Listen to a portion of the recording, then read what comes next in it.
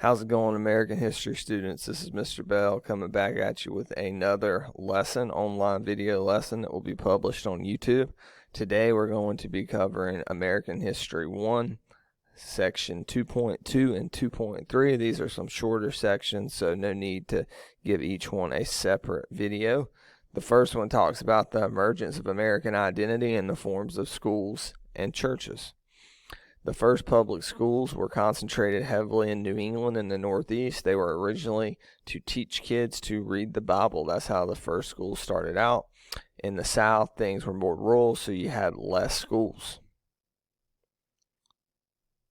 Many wealthy, affluent people who had the means, especially in the South, since there weren't many schools, so plantation owners who were making lots of money off of tobacco and eventually cotton would send their children to Europe to be trained by the best tutors.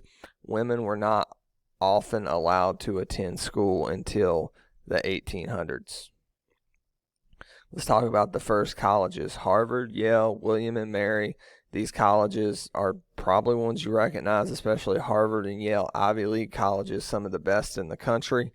But at first they were created to train ministers, so basically a seminary to teach people to go out into the world and spread the gospel, create churches. Now, with Christianity, we talked about this some in Unit 1.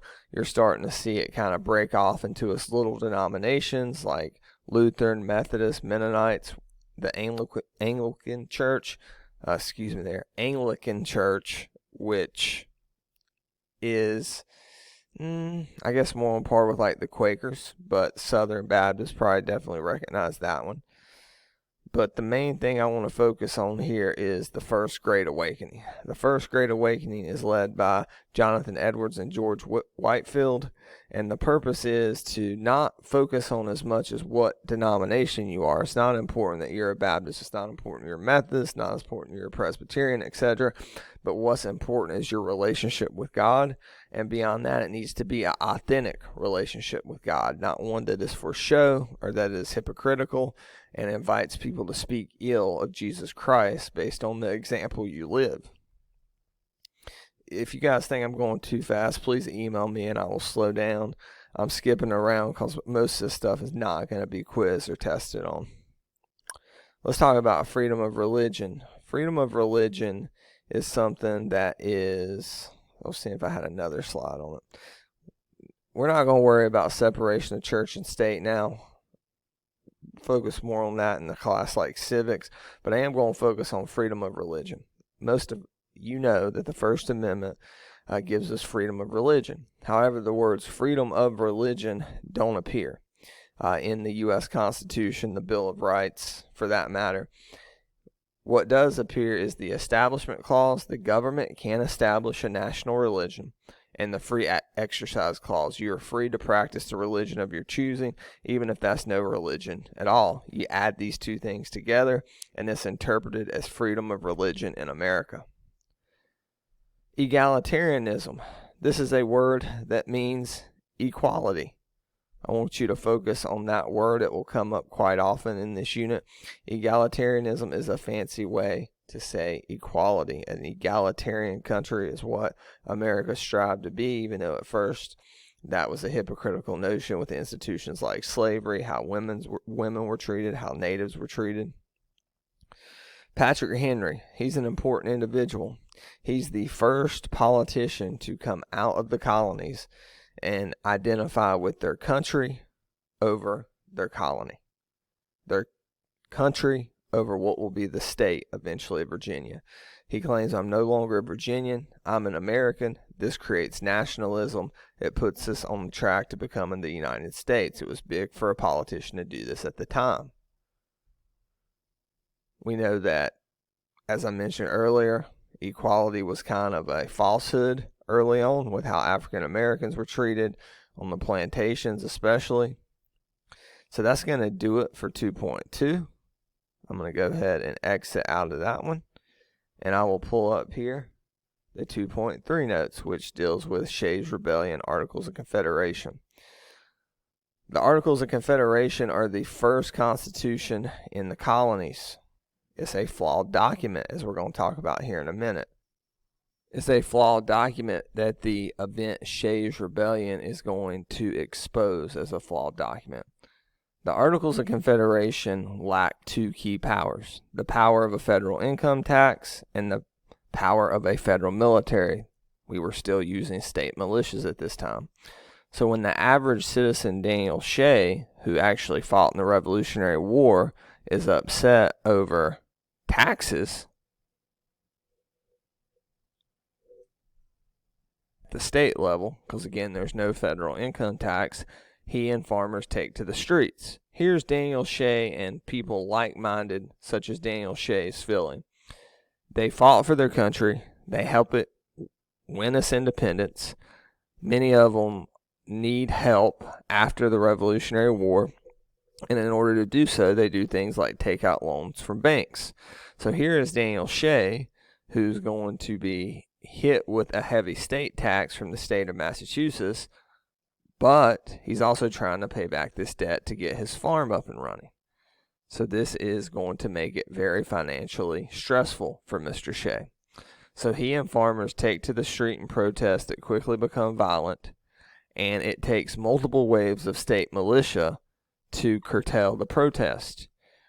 And it is a wake-up call, because if these state militias can't handle a bunch of farmers, what's going to happen if we have to fight England again? What's going to happen if we have to fight the French, which had a stronger military at this time than, of course, they do today? So they were a legitimate threat. This is a wake-up call, and it leads to the Articles of Confederation being replaced with the Constitution, which gives the power to tax and creates a national military. So let's move on from the Articles of Confederation here. I'm not really worried about Land Ordinance Act or Northwest Ordinance. I'm not going to test you on that. Let's talk about Congress as it was created. There were two plans for Congress. The Virginia plan, based on population. The more people that lived in the state, the more representation they would have. And the New Jersey plan, based on equality, that said no matter how big or small the state should have equal representation. Of course, these would be combined under the Great Compromise. The Great Compromise creates Congress as you know it, with the Virginia plan creating the House. So the more people that live in the state, not the landmass of the state, but the more people that live in the state, the more representation they have. And the New Jersey plan creating the Senate with 2 senators per every state. So the Great Compromise creates Congress. You also have the 3/5 Compromise. Every 5 slaves count as 3 people in the U.S. Census. Now, it's a compromise because it does something that is good for slaves in many ways, but also something that's good for the white-controlled federal government. And this is confusing to a lot of students. So, of course, it's bad and it's wrong to not count African Americans as full participants in the census, but I want you to think about it this way. Were most African Americans heavily concentrated at this time in the U.S.? The South.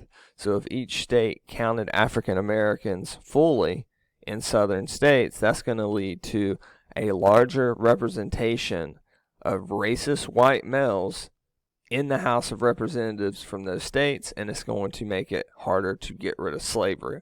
So if there wasn't a 3/5 compromise, it may have taken even longer to get rid of slavery than it already did. Other compromises that we want to focus on. The slave trade compromise. The North recognized that slavery was wrong. The South said we rely on slavery to make our economy go. They come to a compromise. After 20 years, the South has to give up slavery. They have to wean their economy off of slavery from the founding of America to 20 years after.